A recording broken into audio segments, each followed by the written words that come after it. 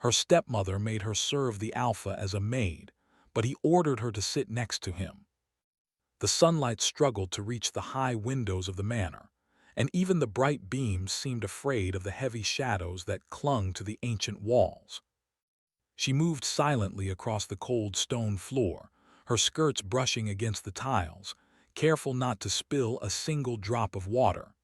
Every step was measured, every motion controlled, as if one careless act could summon her stepmother's wrath.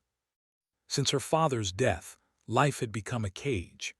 Her stepmother, a woman with a heart hardened by ambition, had reduced Elara from a girl of noble blood to a servant in her own home.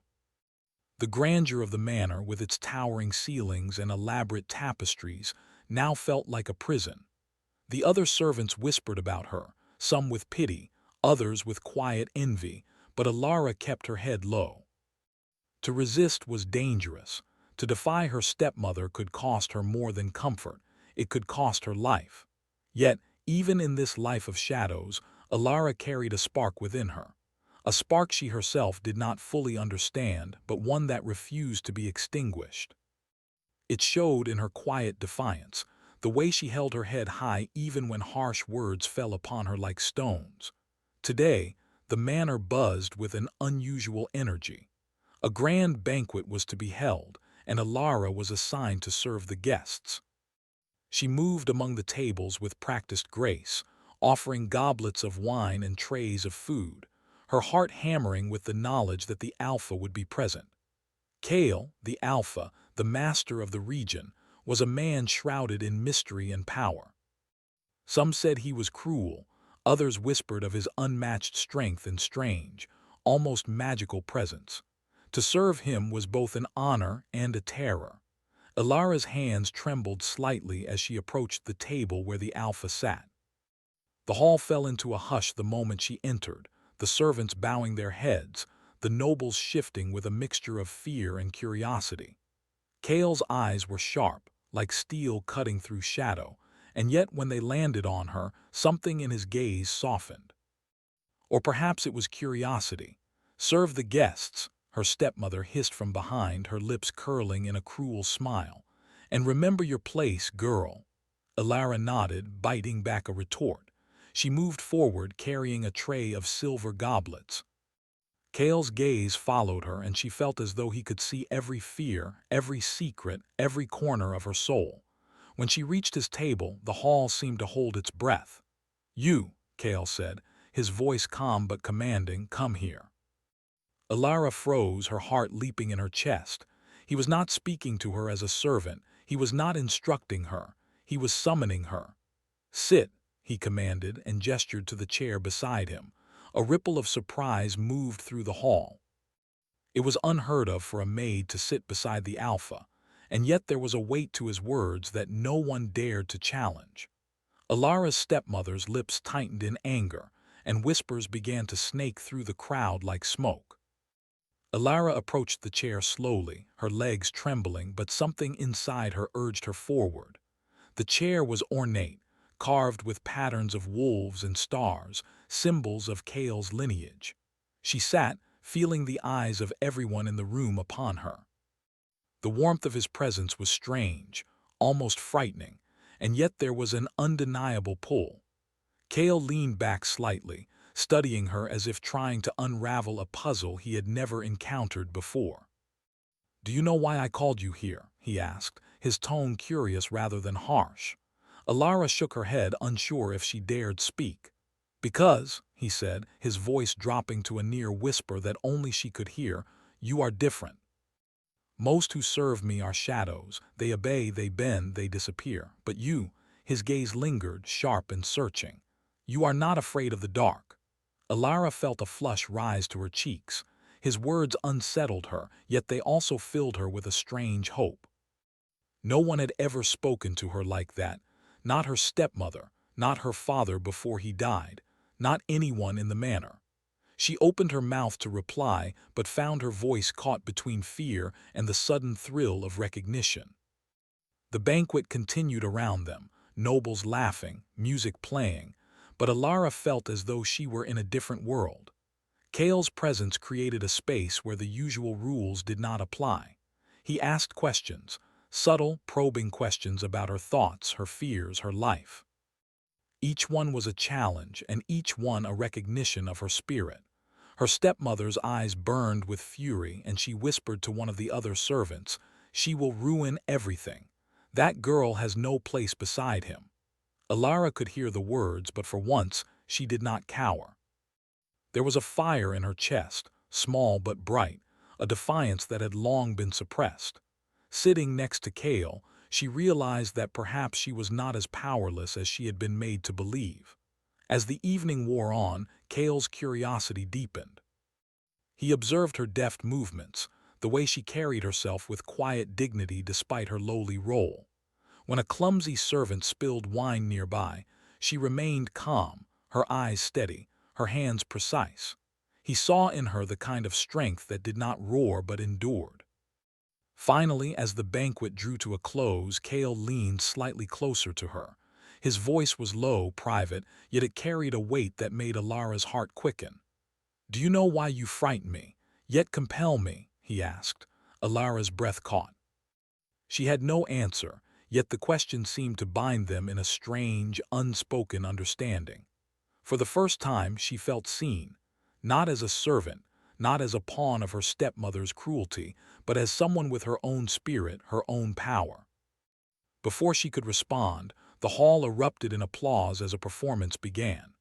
Kale's gaze lingered on her, piercing and intense, and she felt a mixture of fear, curiosity, and something deeper, unnameable. The spark between them was undeniable, yet the rules of the manor, of the world she had always known, made the feeling dangerous, forbidden. That night, as she returned to her small, shadowed chamber, Alara could not shake the memory of his gaze. Her stepmother's footsteps echoed in the hallways, a reminder of the chains she still bore. But in the quiet of her room, she allowed herself a moment of hope. Perhaps there was more to life than servitude and fear. Perhaps there was a place where she could stand, where she could be seen for who she truly was. And perhaps that place was beside Kale, but danger lingered in the shadows. Her stepmother's cruelty was not the only threat. Rumors of enemies who sought the Alpha's power, whispers of curses that had haunted his family for generations, all swirled unseen around the manor. Alara sensed it, a cold edge beneath the warmth of her newfound hope. The night deepened, the moonlight casting silver shadows across the walls. Alara sat by her window, staring into the darkened forest beyond. She could feel the pulse of the manor, the quiet tension that thrummed through the ancient stones, and she knew that her life had changed forever. Her heart raced as a soft knock echoed at her door. She opened it to find a folded note, delicate and perfumed. With trembling fingers she unfolded it. "Do not trust all that smiles, nor fear all that frowns, but remember this, sometimes the bravest step is the one you dare to take alone." Alara's eyes widened. The handwriting was unfamiliar, elegant, deliberate. Her mind raced. Was it a warning, a test, or a message from the Alpha himself? As she pressed the note to her chest, a thrill of anticipation and fear coursed through her. She realized that her life, once so constrained, was now entwined with forces she barely understood. A powerful Alpha, hidden dangers, and a destiny she had never imagined. The candle flickered, shadows dancing across the walls, and Alara whispered into the silence, "I will not be afraid."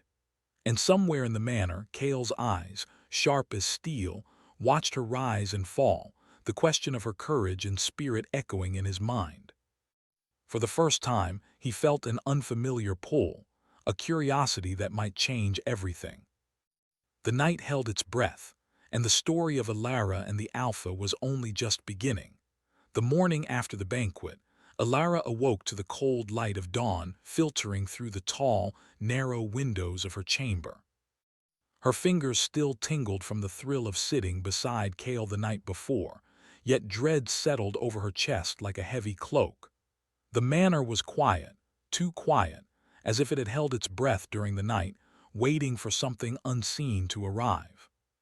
She dressed quickly, her movements practiced and precise.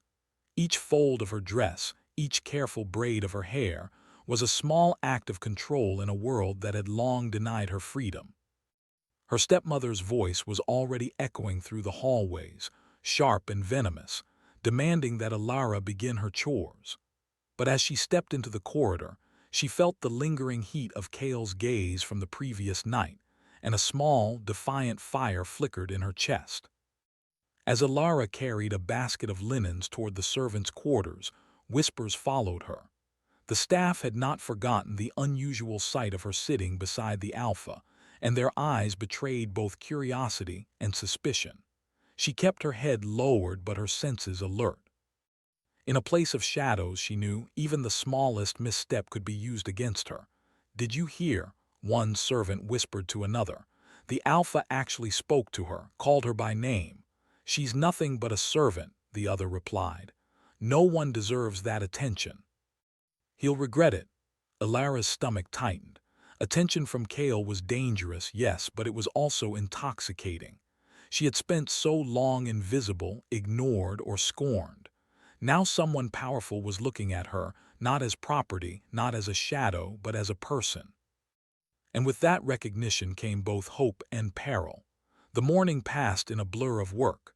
Alara's hands moved swiftly, folding linens, polishing silver, and carrying heavy baskets through the echoing halls.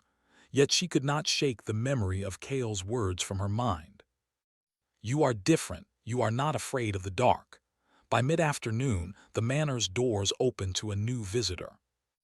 A tall man, cloaked in dark fabric embroidered with silver runes, entered the hall with the confidence of someone who belonged not only to the manor, but to the very shadows themselves. He carried a message for Kale, whispered to him in a private corner of the great hall. Alara caught fragments of their conversation. Words like threat, betrayal, and cursed line reached her ears. She did not fully understand, but she felt the weight of danger pressing closer. Later, as she was delivering a tray of tea to Kale's private chamber, she hesitated at the door. Her curiosity, stronger than her fear, compelled her forward. Kale was seated near the window, the sunlight falling across his sharp features, highlighting the tension in his eyes.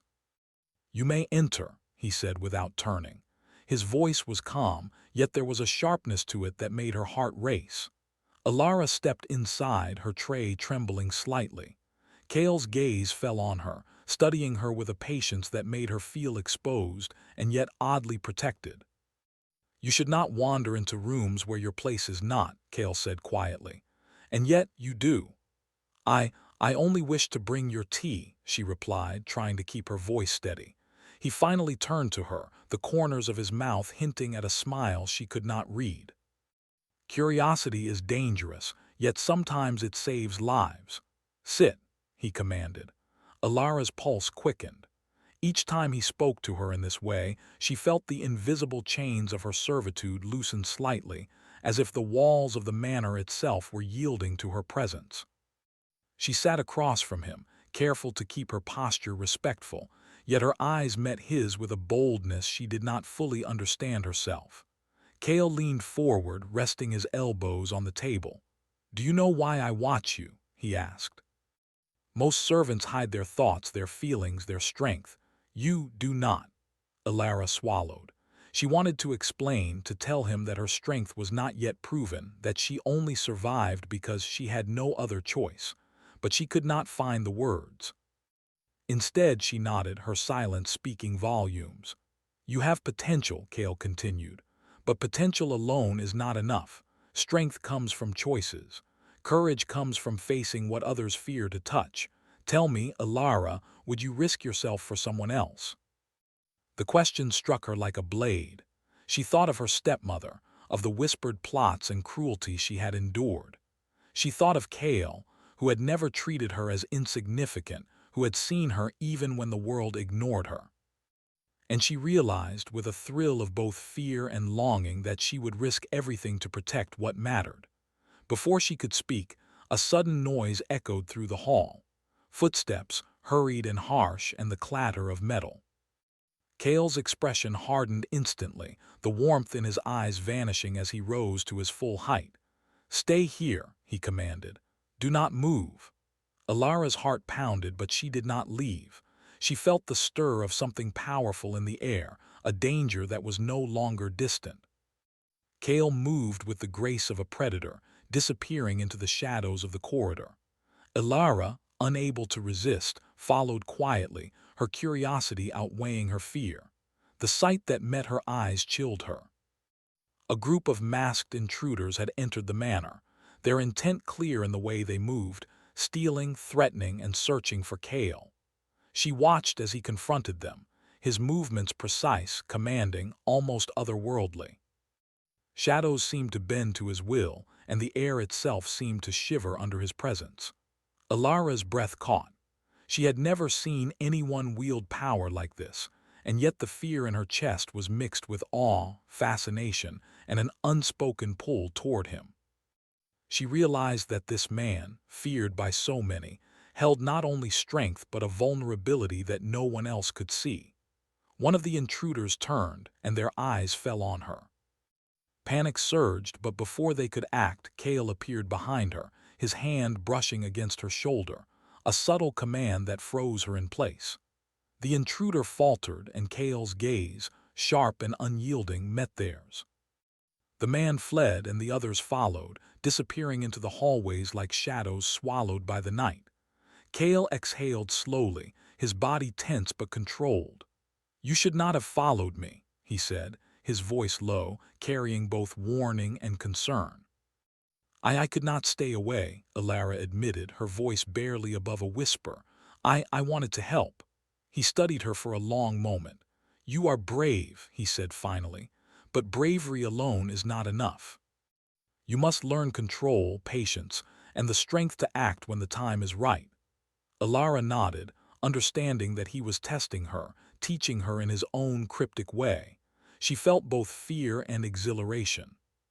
For the first time, she sensed that she was part of something larger, something dangerous, something that could change the course of her life forever.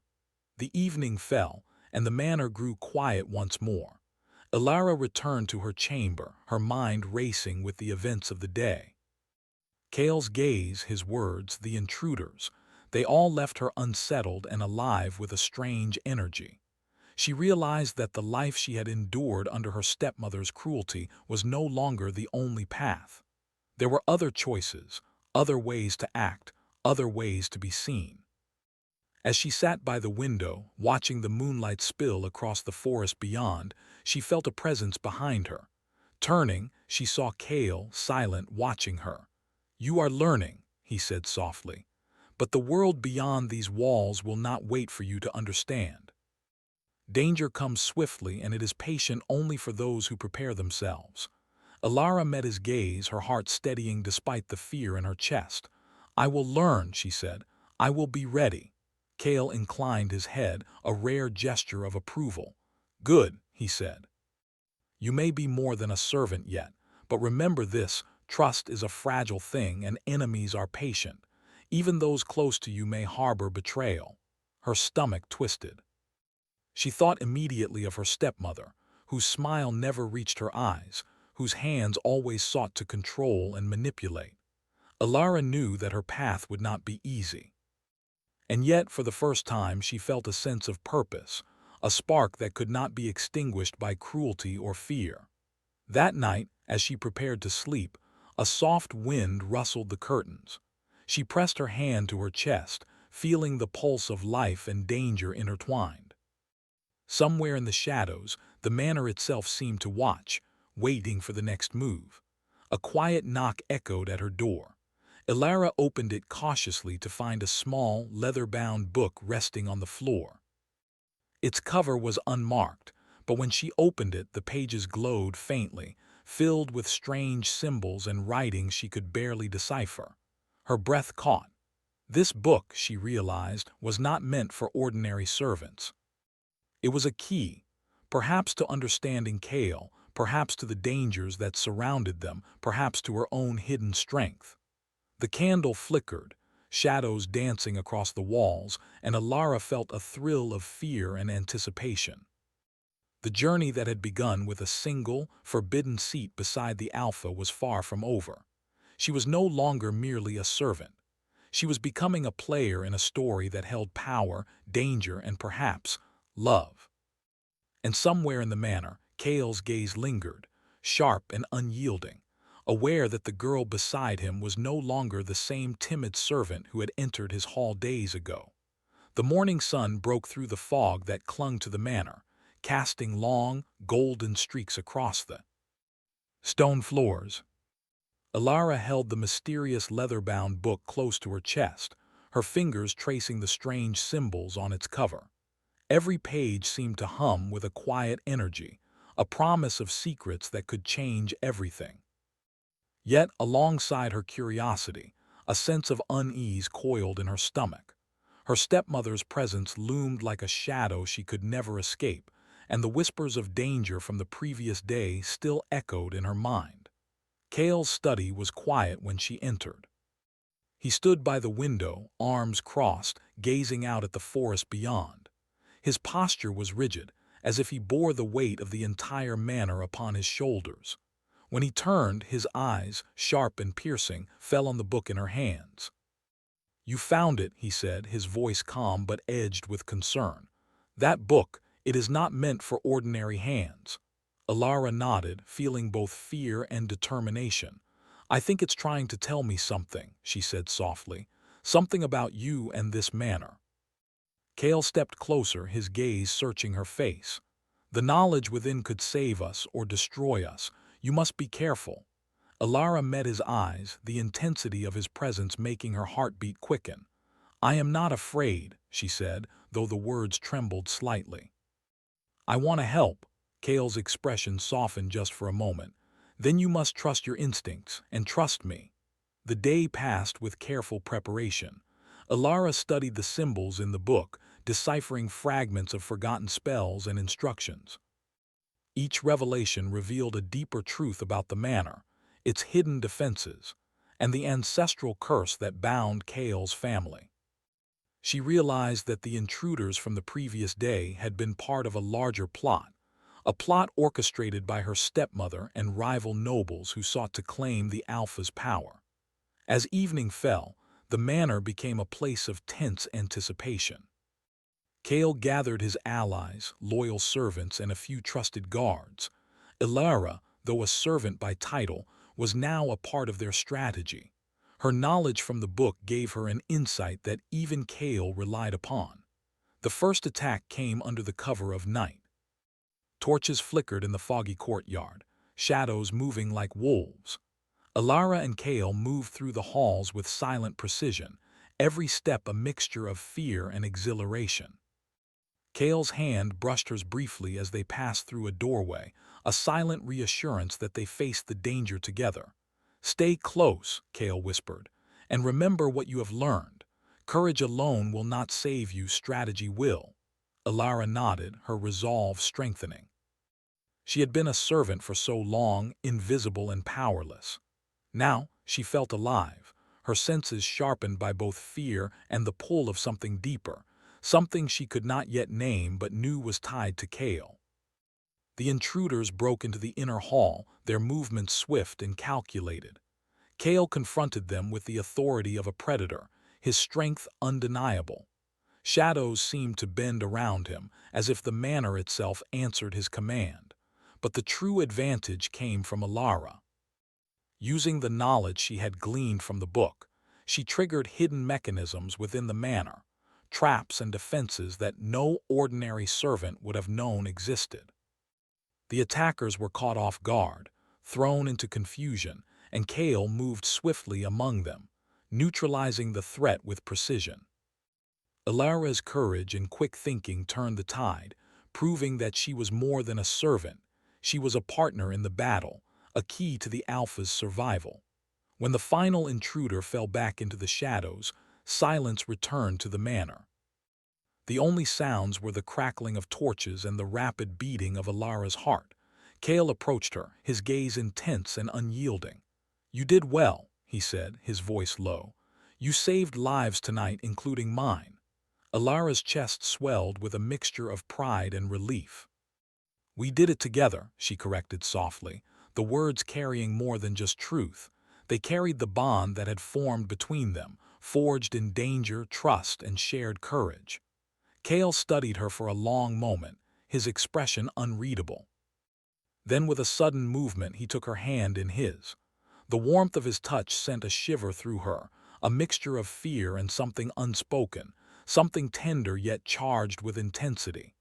"The curse," he began, his voice hushed, "it could not be broken by strength alone. It required an act of courage, a willingness to stand for someone else without fear, without hesitation. You have done that, Alara. You have freed more than just me tonight, you have freed yourself." Alara's eyes widened. She had expected praise, perhaps gratitude, but not this. The weight of what he said sank into her, a quiet realization that her bravery, her choices, her spirit had changed the course of their lives.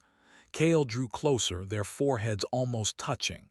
"Do you understand?" he whispered. "Without you, I would still be bound. Without you, I would still be alone." Alara felt her own heart open, a mixture of relief, longing, and an unfamiliar warmth. "I understand," she said, her voice trembling, "and I don't want to be alone either." For a long moment, the world outside their small circle seemed to fade.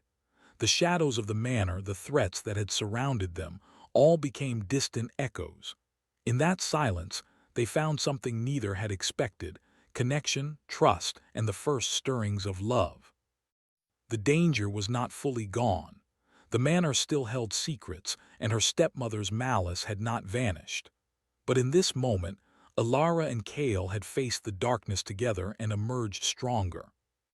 The bond between them had been forged in fire, tempered in shadow, and it was unbreakable. Later, as the first rays of dawn crept through the tall windows, Alara and Cale stood together on the cliffs behind the manor. The wind whipped through their hair, carrying the scent of the forest and the promise of freedom. Below them, the manor stood silent but proud, a fortress that had survived both attack and treachery. Cale's hand found hers again, his grip firm, reassuring. "This world may never forgive what we have survived," he said softly, "but I will never leave your side." Alara looked up at him, her eyes bright with tears she could not name.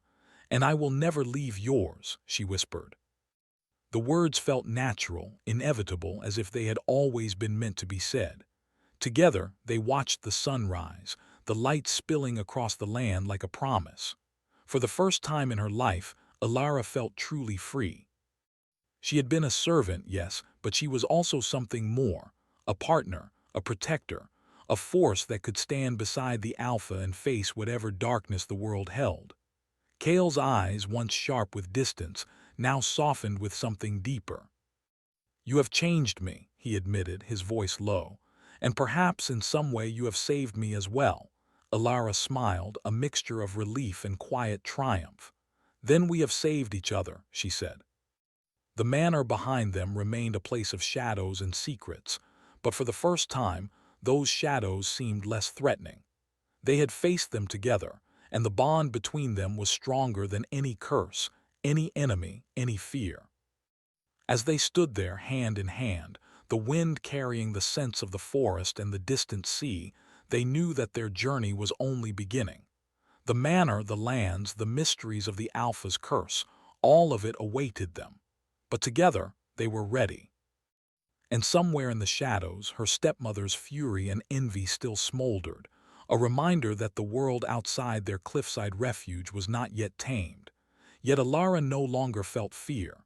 She had courage, she had knowledge, and she had Cale. That was enough.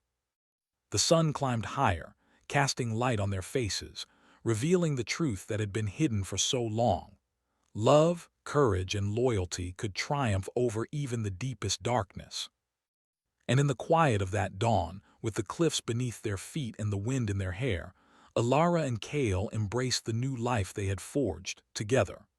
The story of the servant and the Alpha, of shadows and courage, had reached a turning point. The darkness was still present, yes, but it no longer held power over them. They had faced it, they had endured, and they had found something even stronger than fear, a bond built on trust, bravery, and the promise of love.